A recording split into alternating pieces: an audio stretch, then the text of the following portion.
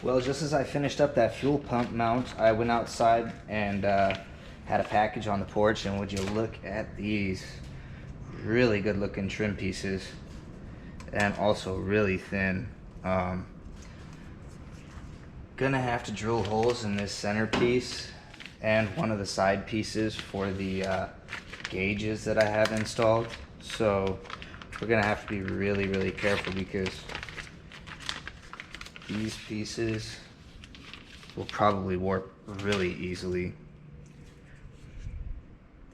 All right, well, we're gonna hold off on that because I'm gonna work on the heater core real quick, so let's get to it. All right, so for this heater core, it's looking like the best way to install it is gonna be with the ports at the top, and essentially just run our, let's see,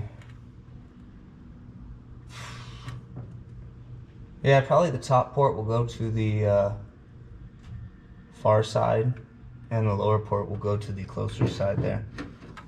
And that should be the trick. So, all right, well, I've grabbed every 10AN fitting that I have left for the time being, and I think I'm gonna be able to make something work here.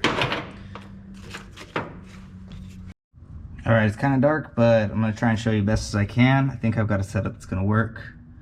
Basically coming off of the core here with a U fitting, that's gonna go back down to a 45 down here.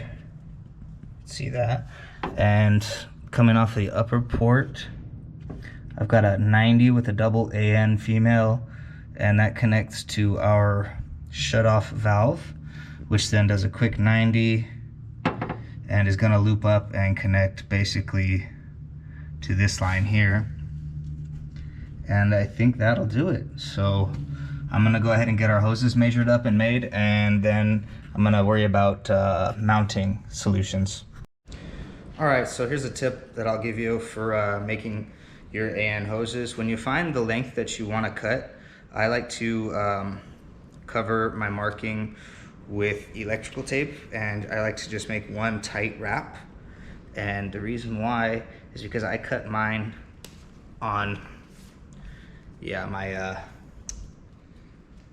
Jesus, the name is escaping me right now, bandsaw. And if you don't tape the area you cut, it's a mess. So that's what it looks like, and that's what it looks like when you cut it.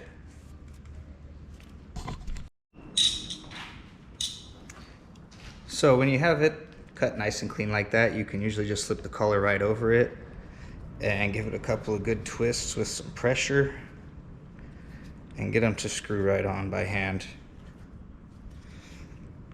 And if you're lucky, the tape will pull out as you're twisting it on. Doesn't look like we're gonna be that lucky.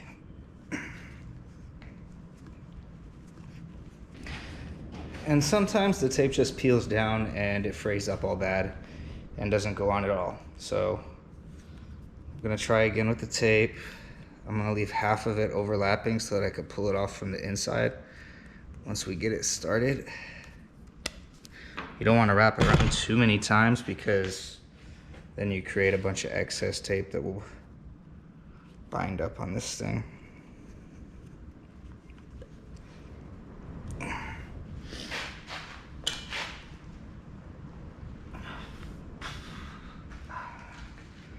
There we go. Making some progress now. This is how I like to tighten up my fittings. I'll take one wrench and bolt it into, or clamp it into my vise, and use the other one to just tighten everything up. Looks like we could still go by hand for a while on this one.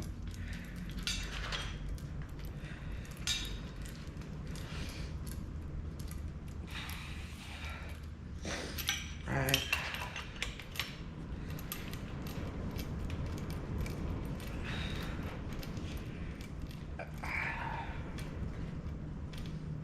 Alright, and then once you can't do it by hand anymore, just throw the wrench on there, give it a couple turns.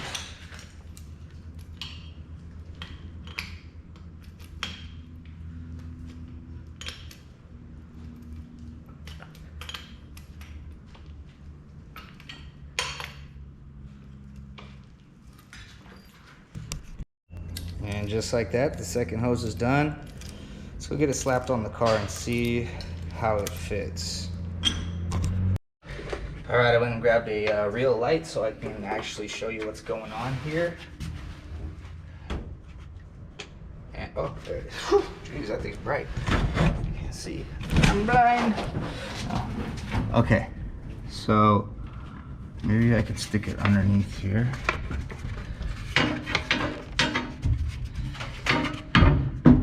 Kind of, you can kind of see it. Okay, so that's where the 45 comes off right there.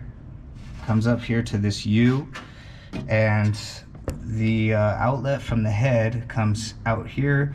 There's our shutoff valve, goes down to a 90, which then cuts across, whoop, and cuts over to here.